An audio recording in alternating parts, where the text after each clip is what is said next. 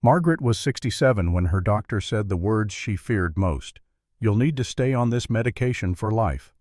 It was diabetes. She felt like her body had betrayed her. But Margaret didn't give up. She started reading, listening, learning.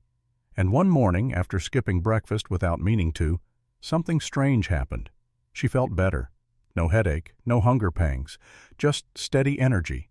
Curious, she tried it again, this time on purpose, then again the next day. 4 months later, Margaret had lost 28 pounds. Her blood sugar dropped so much that her doctor took her off medication. What changed? Not what she ate, but when. And if you're over 60, stuck with a slow metabolism or stubborn weight, her story could be your story too. Because the truth is, your metabolism isn't broken. It's just waiting for you to give it the time it needs to work again. But before I show you the exact fasting schedule that helped Margaret and could help you too, there's something important you need to know. Most of the fasting tips you see online, they're made for younger people with faster metabolisms. For seniors, those same tips can actually backfire. You see, after 60, your body changes in ways most people don't talk about. What used to help you lose weight might now leave you feeling tired, dizzy, or even sick. But there's one small timing trick, just a 2-hour shift in your day, that can completely change how your body responds to fasting. I'll show you that trick in a moment, along with the 3-food rule that shuts down hunger pangs before they start. No more struggling through your mornings feeling empty and weak. And once you know this, you'll finally see why some seniors thrive on intermittent fasting, while others crash and quit within days. The difference is all in the approach. I'm Dr. Richard Bannett, and for the last 15 years, I've worked with over 1,500 men and women over the age of 60, helping them take control of their health, often after decades of struggle. I've seen firsthand that weight gain, fatigue, and even high blood sugar aren't just signs of aging. They're signs your body is stuck in an outdated pattern.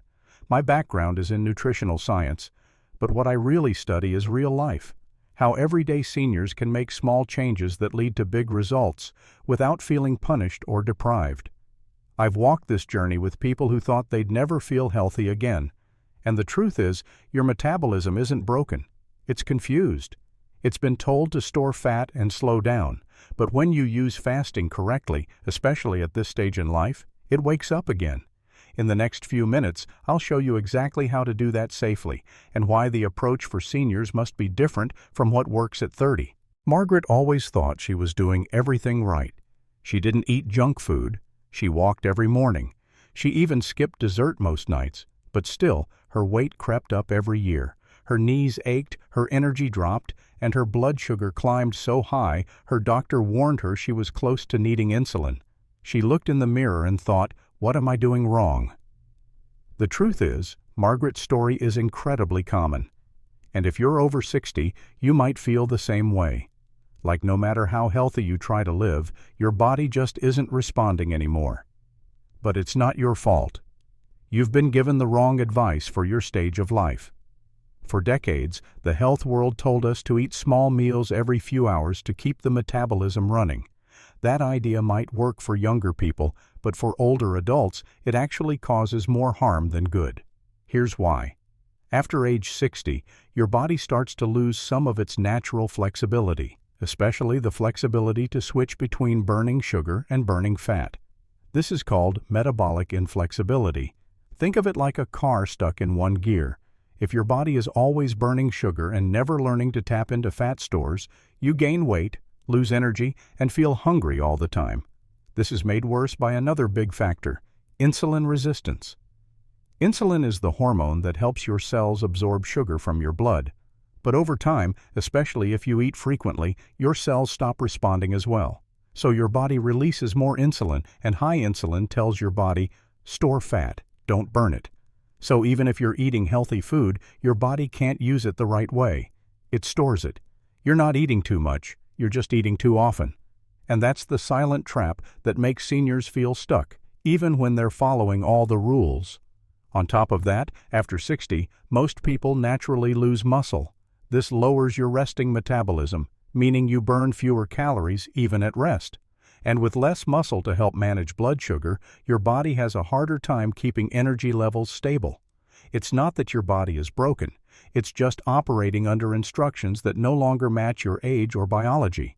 Then there's what I call the metabolic traffic jam.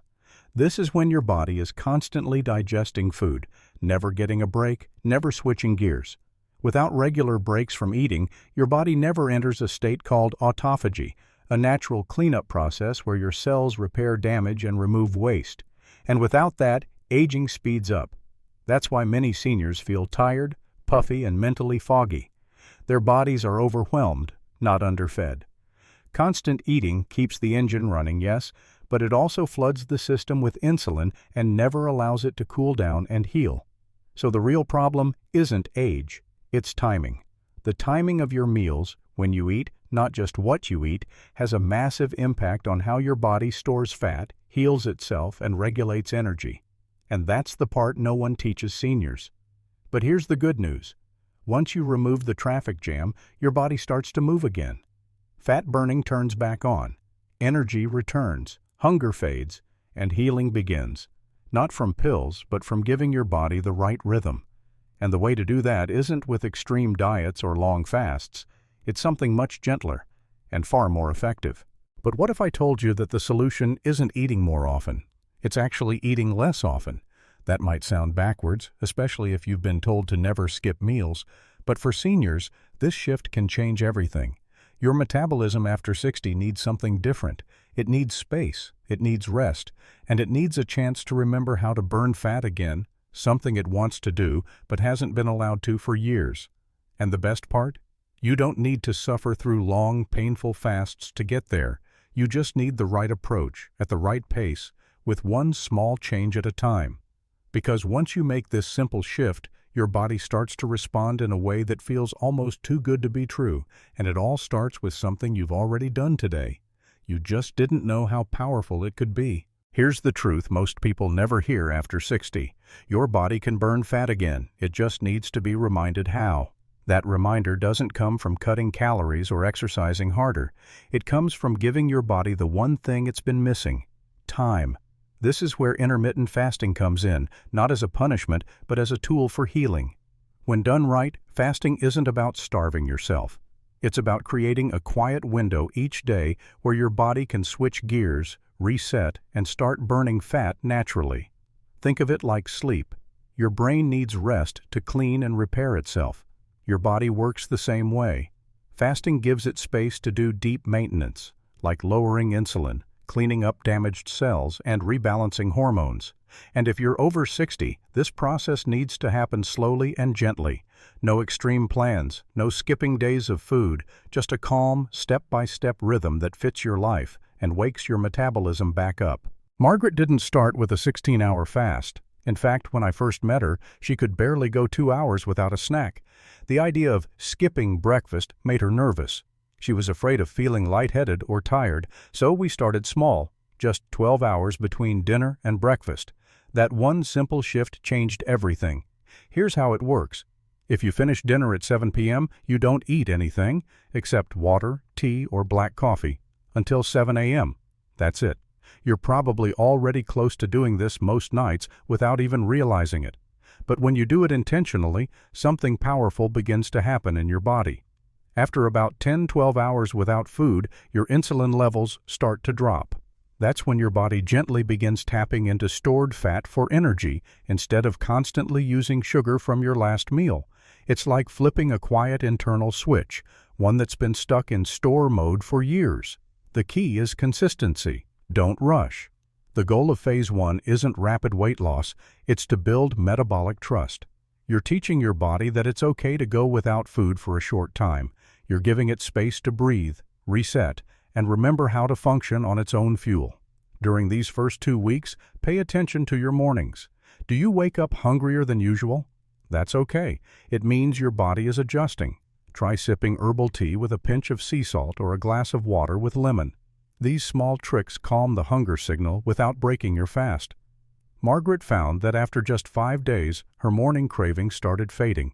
She woke up clearer, more alert. Her blood sugar, which used to spike in the mornings, began to level out.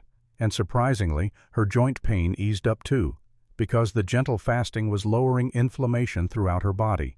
Some people worry they'll feel weak, but the opposite often happens. With insulin down and fat burning starting, your energy becomes more stable. You don't crash at 10 a.m., you don't need snacks every 2 hours. Your body starts to run like it used to, steady, calm, in control. The beauty of the 12-hour fast is that it fits into almost any lifestyle. Still take morning medications? No problem. Just time your meals around them. Social dinner plans? No need to cancel. Just stop eating at a consistent hour and don't snack after. It's flexible, gentle, and totally doable. Think of this phase like planting a seed. You're not forcing your body to change, you're creating the right conditions for it to want to. This foundation is what makes the deeper fasting in Phase 2 possible, safe, and way more effective. By the end of week 2, most people feel lighter, not just on the scale, but in their body. Digestion improves, sleep gets deeper, energy evens out. That's when they realize this isn't a diet, it's a rhythm. And once your body feels that rhythm, it doesn't want to go back. By the time Margaret reached week 3, something surprising had happened. She wasn't afraid of hunger anymore. In fact, she said something I'll never forget. "I'm not eating out of habit anymore. I'm eating because I'm actually hungry." That shift was a turning point, and it meant she was ready for Phase 2. This is the sweet spot, extending your fast to 14-16 hours. It sounds like a big jump, but if you've built the 12-hour foundation slowly, your body is already halfway there. Most people find that waiting just 1 or 2 more hours after waking up becomes easier than expected, especially when they feel more energy, not less. Why is this window so important? Because between 14 and 16 hours, your body enters deeper healing mode. Growth hormone rises, which helps protect your muscles and repair cells. Your insulin drops low enough for your body to burn stored fat efficiently. And autophagy, the process your cells use to clean out old junk, finally kicks in. This is when people start noticing real change. Clothes fit better, sleep becomes deeper, brain fog clears, and the scale might finally start moving even without changing what you're eating. But here's the secret. It's not just about weight. It's about what's happening inside your cells. To reach this phase safely, stretch your fast by just 30 minutes every few days. If you were eating at 7 a.m., try 7:30, then 8. See how your body feels. Sip herbal tea, lemon water, or black coffee during the extra time. Hunger will come in waves, but most waves pass in 15 to 20 minutes. Ride them, and you'll feel stronger each time. Margaret started delaying breakfast just 1 hour at a time. By the end of week 4, she was eating her first meal at 11 a.m. and finishing dinner by 7 p.m. That's a 16.8 window. 16 hours of fasting, 8 hours for meals. It fit her lifestyle and didn't feel hard. It felt freeing. One thing we stress here, don't force the window. Some days you might only make it 14 hours. That's fine. Flexibility keeps your stress hormones balanced. And remember, this isn't about perfection. It's about consistency. A little progress each day leads to big change over time. And what should you eat in your 8-hour window? Focus on real food. Protein, fiber, healthy fats. Margaret loved having eggs with spinach in the morning and salmon with roasted veggies at night. She didn't count calories. She just ate mindfully and stayed full longer than she ever expected. By week 4, she had lost 9 pounds, but what really amazed her was how steady she felt. No more mid-morning crashes, no more afternoon cravings, and for the first time in years, her blood sugar readings were normal, without changing her medications yet. This phase is where momentum builds. The body starts to remember its natural rhythm. You stop chasing energy with snacks. Instead, energy starts coming to you. That's the sweet spot, and once you taste it, you'll never want to go back. By week 5, something incredible starts to happen. You wake up feeling light, not groggy. You go for your morning walk and realize you didn't even think about breakfast. You feel free. This is the beginning of metabolic flexibility, your body's ability to switch smoothly between burning sugar and burning fat for fuel. In simple terms, your metabolism is no longer stuck in traffic. It's finally flowing again. During fasting hours, your body dips into its fat stores for energy without making you feel drained. During eating hours, it uses your meals efficiently instead of storing them as belly fat. This is how our bodies were meant to work all along. Margaret noticed it first when she forgot to pack a snack for her granddaughter's soccer game. She used to panic if she didn't eat every few hours, but now she made it all the way through the afternoon without hunger, without mood swings, and without even thinking about food. That was the day she realized, I'm in control now, not my cravings. This phase isn't about pushing longer fasts or eating less food, it's about listening to your body. Some days you might fast 14 hours, some days 16. Occasionally, you may even feel great going 18 hours, but only if it feels natural. There's no one-size-fits-all. The power comes from being adaptable. To support this new metabolic flexibility, continue focusing on quality foods. Protein helps preserve your muscle, which keeps metabolism strong. Healthy fats like olive oil, avocado, or nuts keep you full and support brain health. Fiber from vegetables helps digestion and keeps blood sugar steady. Exercise now becomes even more powerful.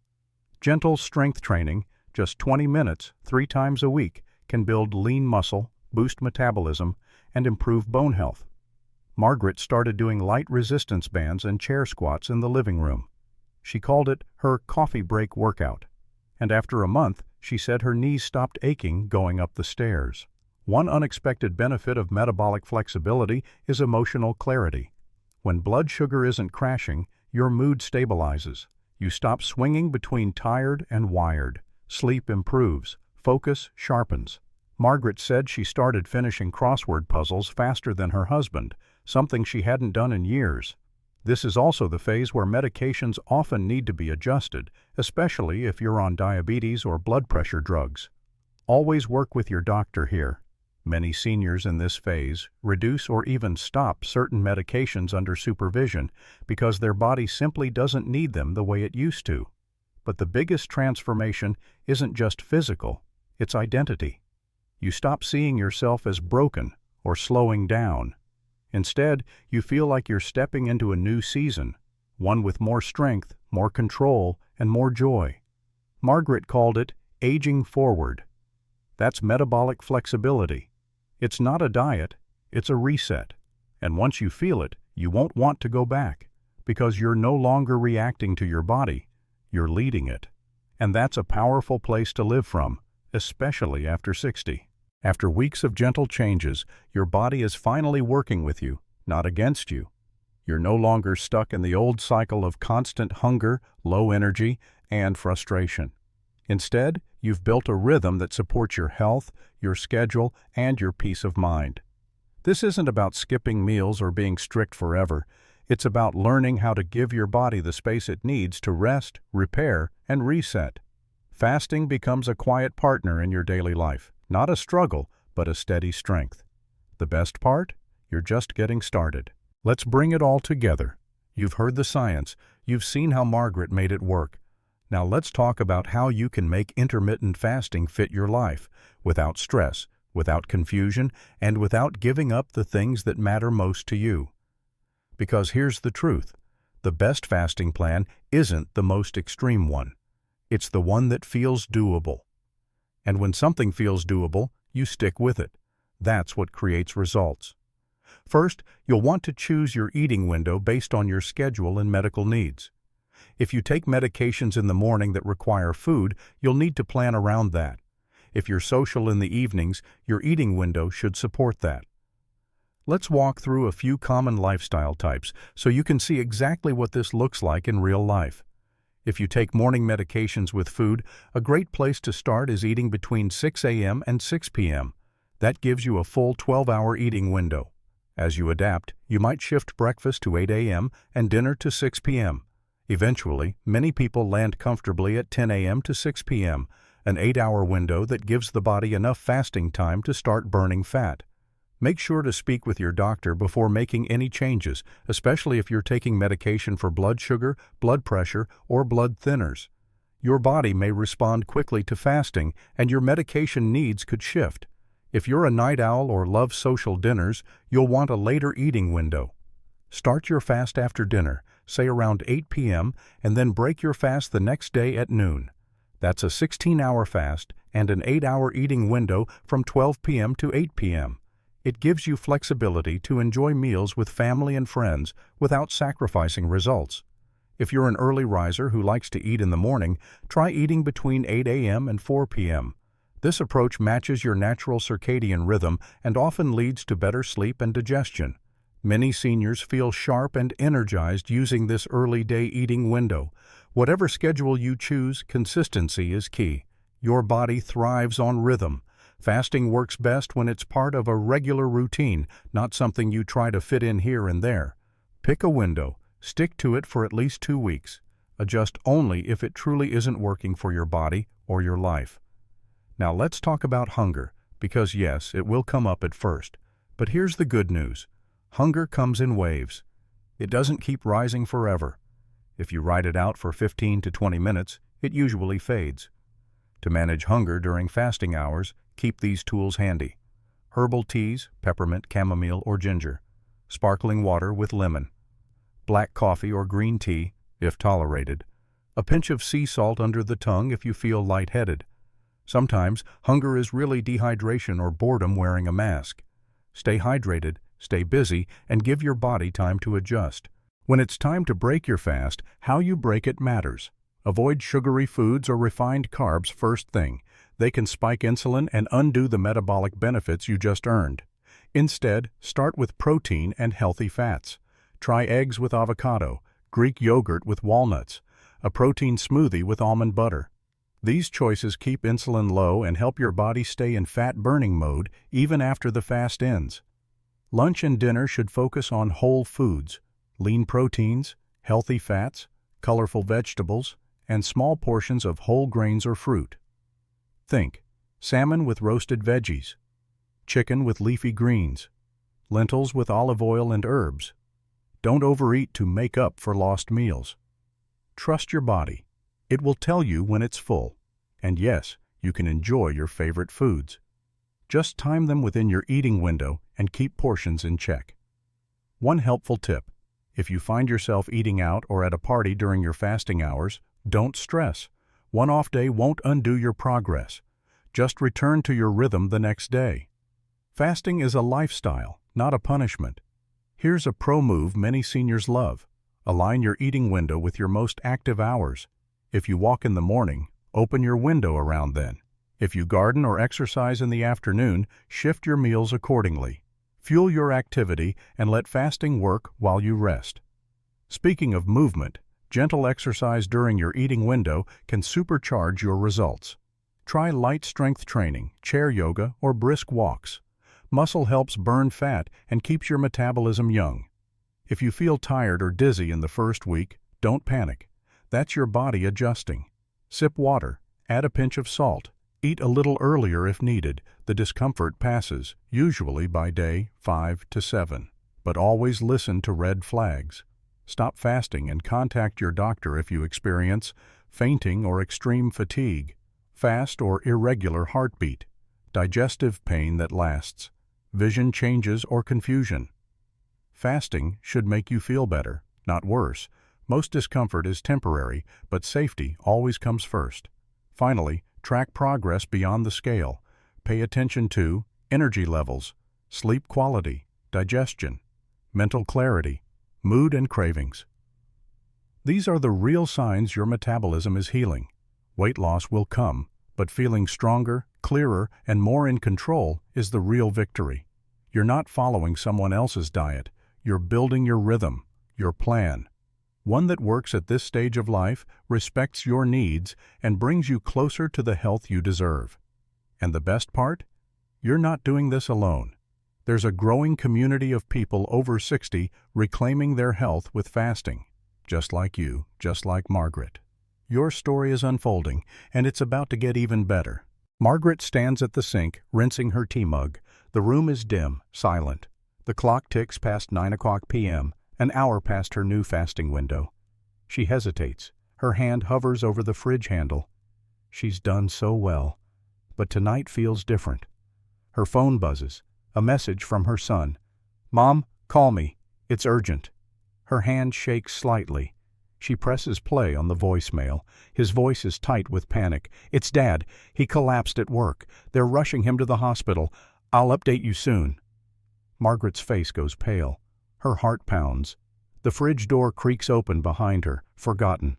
She stares at the dark hallway, one question burning in her mind. Should she stay strong, or is this the moment everything falls apart? Before you dive deeper into intermittent fasting, there's something important you need to know. This method isn't one size fits all, especially for people over 60. Your body has different needs now, and ignoring those can lead to real problems. That's why safety must come first. Fasting can be powerful, but only when done carefully and with proper support. First, if you're taking medications, especially for blood pressure, diabetes, or heart conditions, you must speak with your doctor. Fasting naturally lowers insulin and blood pressure. That sounds good, right? But if you're on medication that also lowers those levels, doing both at the same time can push your body too far. You could feel dizzy, lightheaded, or even faint. A simple schedule adjustment with your doctor can prevent this. Second, diabetes medications, especially insulin, need special care. Many seniors start fasting and don't realize their blood sugar is dropping too fast. That's dangerous. But the good news is, as your fasting routine improves your insulin sensitivity, your need for medication may decrease. Again, only a doctor can guide that process safely. Third, if you're on blood thinners or have a history of heart rhythm problems, be careful. Fasting changes how your body handles hydration and electrolytes. That affects your heart rhythm and how medication moves through your system. It doesn't mean you can't fast, but it does mean you need monitoring. Pay close attention to red flags. If you feel unusually tired for more than a few days, dizzy when standing, or if your heartbeat feels strange, stop and talk to your doctor. These aren't signs of pushing through, they're warnings. Listen to your body. Some people should avoid fasting altogether. That includes those with a history of eating disorders, advanced kidney disease, or anyone recovering from surgery or serious illness. Fasting is a tool, not a magic cure. For everyone else, the safest path is slow and steady. Start small. Track how you feel. Check in with your doctor. And always prioritize long-term health over short-term wins. Because when fasting is done right, it's not just safe, it's transformative. Remember Margaret from the beginning who transformed her health at 67? She started with just a 12-hour eating window and took 6 weeks to work up to 16.8.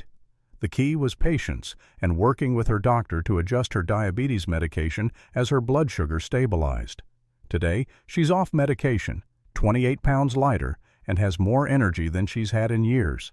The most important thing to remember is this: your metabolism after 60 isn't broken. It just needs the right approach for your life stage. Intermittent fasting isn't about deprivation, it's about giving your body time to heal and reset. Your next step is simple. Choose a 12-hour eating window that fits your lifestyle and stick with it for 2 weeks. Track your energy and sleep quality, not just the scale.